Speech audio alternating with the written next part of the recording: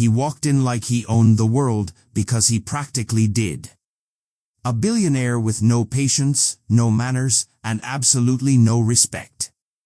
The black waitress barely greeted him before he started barking orders and belittling her in front of a full dining room.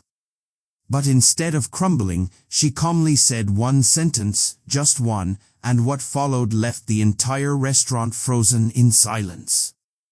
Backhand index pointing right. Stay with us till the end to see what she said, and why it became the moment the internet couldn't. If you believe stories like this need to be heard, hit subscribe and tap the bell so you never miss a moment that matters.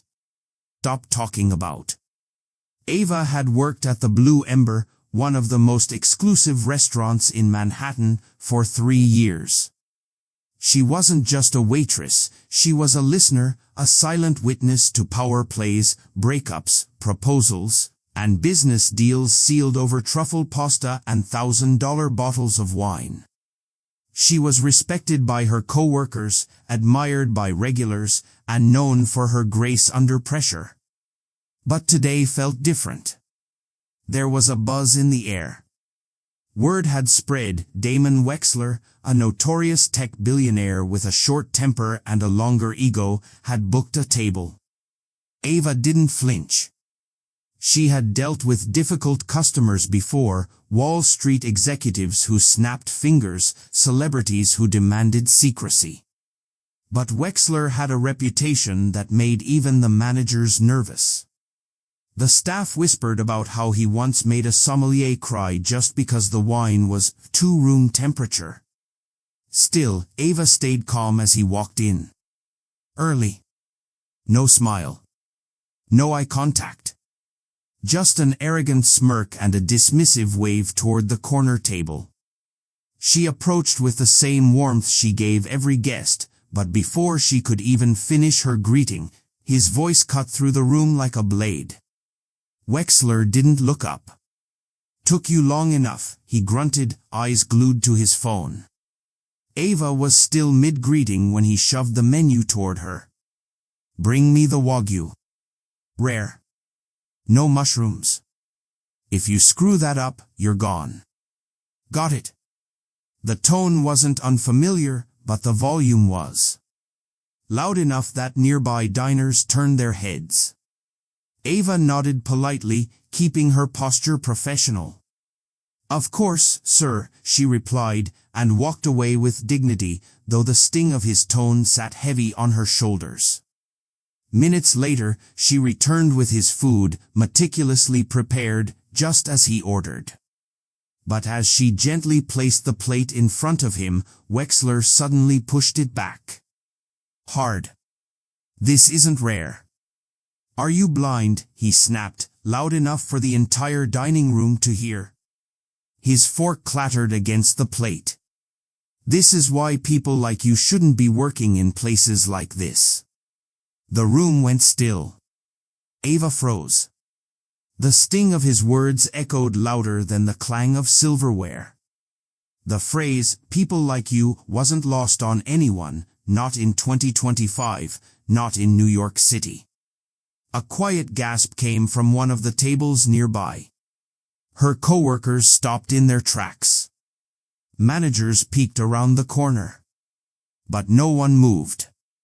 Wexler leaned back, smug. Satisfied that he'd put her in her place. But Ava didn't crumble. Her fingers tightened slightly around the notepad in her apron pocket. Her heart pounded. And in that breathless, humiliating silence, she looked him square in the eye. What she said next would silence the entire room and shift the power in a way no one saw coming. Ava stood still, the weight of every eye in the room pressing against her like gravity. She could feel the heat of shame crawling up her skin, not because she did anything wrong, but because she was tired. Tired of being disrespected. Tired of being underestimated. Tired of swallowing her worth. She took a slow breath, then calmly stepped forward.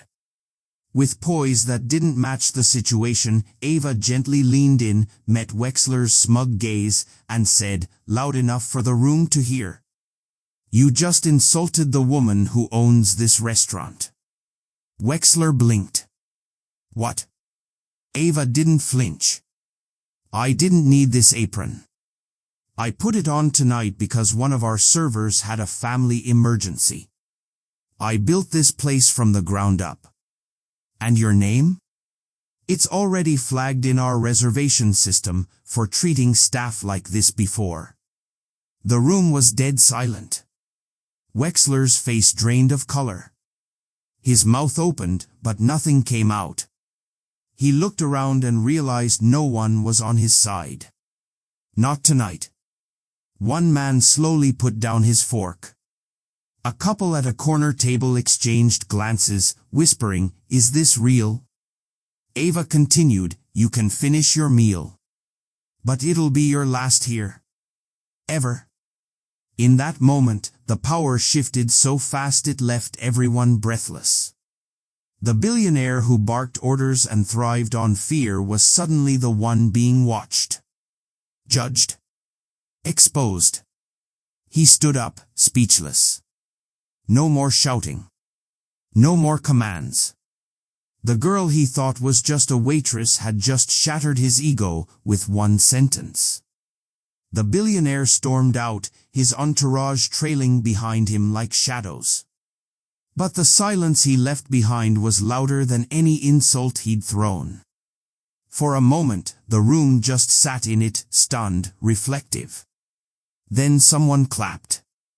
It started softly, a single guest near the bar. Then another. And another. Until the whole room was applauding, not just for what Ava said, but for what it represented. Dignity. Power.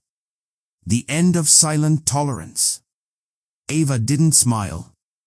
Not yet. She simply nodded, removed her apron, and walked into the back room, holding her head high.